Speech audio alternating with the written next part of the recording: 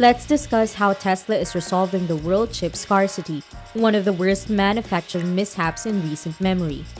When we grasp the root causes of the chip shortage and how it developed into a crisis, we will be better able to comprehend how Tesla was able to handle the situation and produce record numbers of cars in 2021 while other manufacturers saw their production collapse.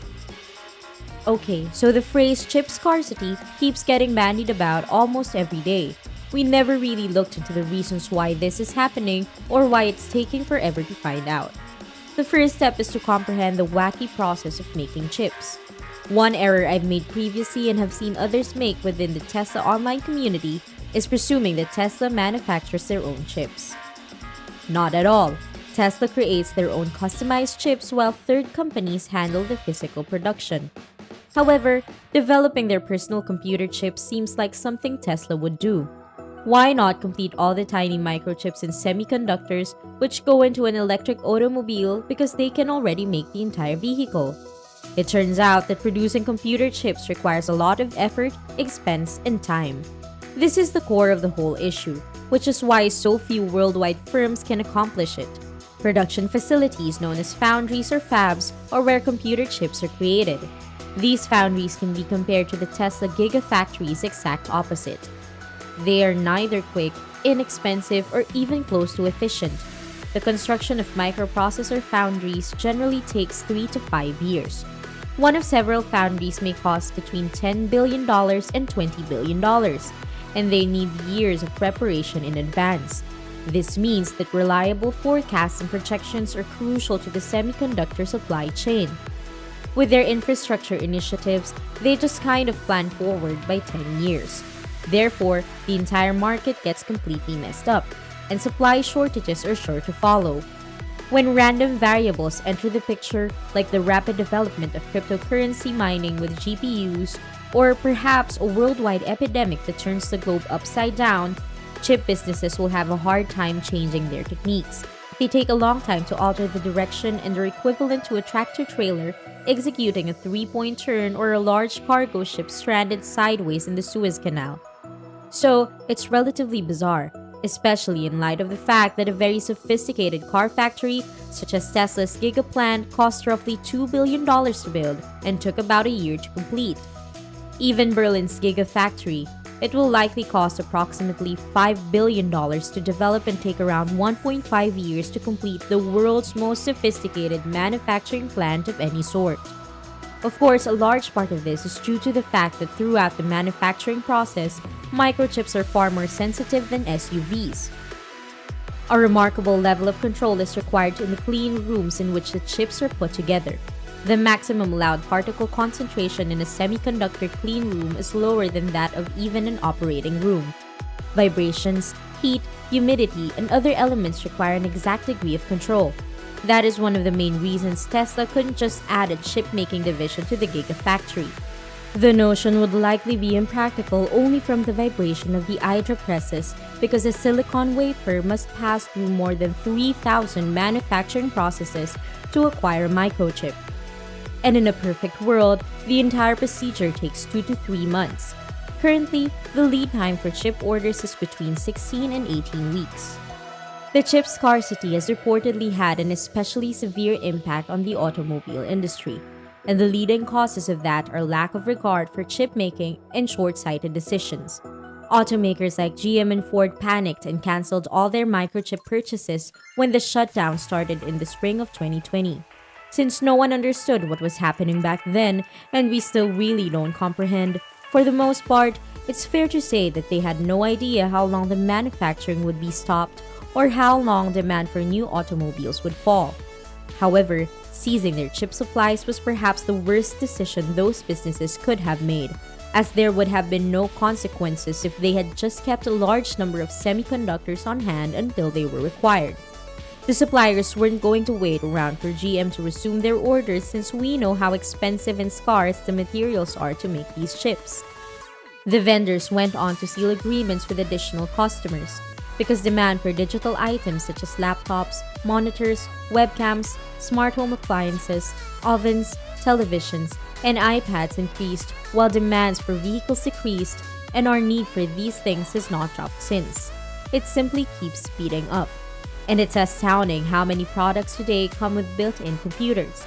Instead of using a single vacuum cleaner, I have a tiny army of Roombas, together with smart light bulbs, wall outlets, and window shades. Therefore, when the demand for new automobiles eventually returned to its pre-recession levels, the manufacturers went back to their former suppliers and asked to increase their orders. They were essentially informed that they were out of a fortune and should fall in line with everyone else. And that's what caused the scenario where Ford and GM would leave tens of thousands of pickup vehicles in parking lots as they awaited the arrival of components before sending them to dealerships. GM started going so far as to take the collision detection and blind spot tracking sensors out of its trucks, among other high-tech features. Lower profit, low-demand automobiles like sedans were sacrificed to make chips accessible for even more popular models such as trucks and SUVs. So it should come as no surprise that Tesla cars need a ton of transistors and microprocessors to function. And none of those technological advancements can afford to be simply abandoned, as they were in a conventional vehicle. A digital product is an electric automobile. They are more like my Roomba than an Oldsmobile, in my opinion. Ford has indicated that their economical focused vehicle needs approximately 300 chips, whereas the Mustang Mach-E needs roughly 3,000 chips. But why didn't Tesla become devastated by this entire chip shortage? For starters, they rarely made the error of canceling their orders to chip suppliers and going out of business permanently. Tesla did cease operations at its Fremont, California facility in 2020, although Elon Musk is renowned for being adamantly opposed to it and eager to resume his employment. It's controversial as to whether Elon was correct in taking that position. It wouldn't matter anymore since it's in the past, but he was perfectly accurate in saying that the wisest course of action from a business standpoint was to keep building automobiles and hope that things would return to normal soon. A moving thing will continue to move. While the majority of rivals slowed down, attempted to start up, and were unable to pick up the pace, Elon has utilized the metaphor of that tortoise and the hare, noting that the story's message isn't that the tortoises are quicker than the hares. It's that the hares lose when they grow complacent. Nonetheless, the substantial other aspects at work are Tesla's vertical integration. As we indicated before, they do not build their own chips but design their customized chips. Tesla was allowed to proceed while the rest of the world was fighting over generic microcontrollers. It's like those homeowners who had bidets installed witnessing the toilet paper wars last year. Tesla produces its own code in-house, which is another feature of vertical integration. The firm creates a large number of crucial chips that are required for sophisticated functionality. But more fundamental functions continue to rely on several generic controllers.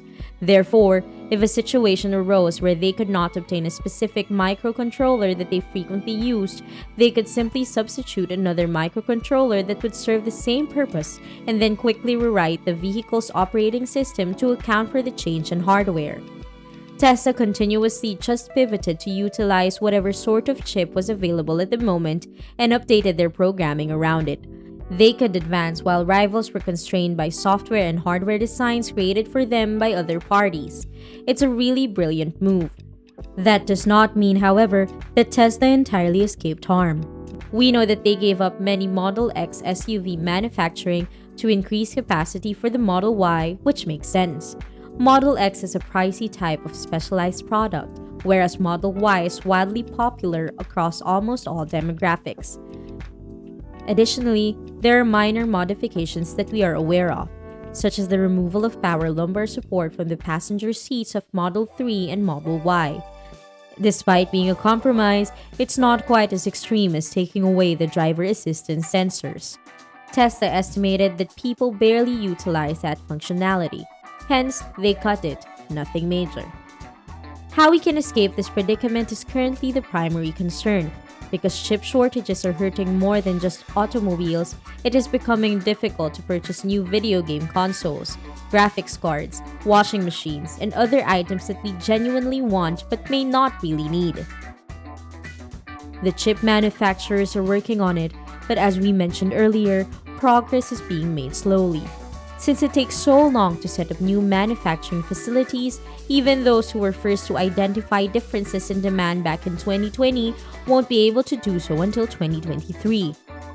Firms that waited up until recently to start creating new infrastructure won't acquire it until 2024.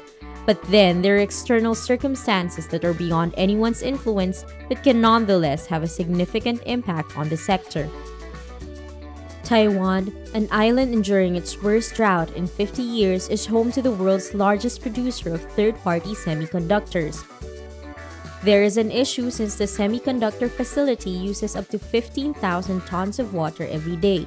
Taiwan is typically one of the rainiest regions on Earth, and the plant gets its water from a reservoir that is constantly being filled off. This year, though, is different. That can be a one-time occurrence, or it might be a sign of a developing climate change problem. Then a massive fire broke out at a Japanese semiconductor facility. That company was the biggest supplier to the car industry. Although the business was able to recover, this one occurrence made a poor situation considerably worse and delayed recovery by many months or perhaps even a year. So, increasing infrastructure spending for semiconductors is the solution. More local production in North America would be beneficial. Glad this is one factor that President Joe Biden gets.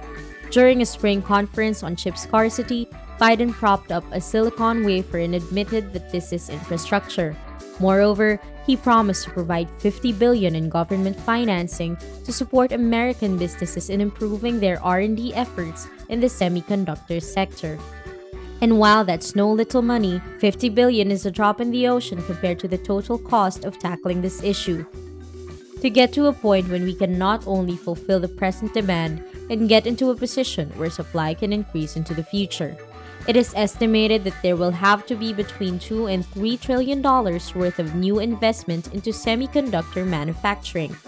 Elon Musk has claimed that Tesla really has no interest in constructing their personal fabs or foundries. Instead, they are pushing through with a new agreement with Samsung that will guarantee the advanced semiconductors required for Tesla's following line of fully autonomous technology. We didn't know there was an issue with it until it was too late. Thus, it falls under this category. And now we're simply constantly waiting only for it to get repaired.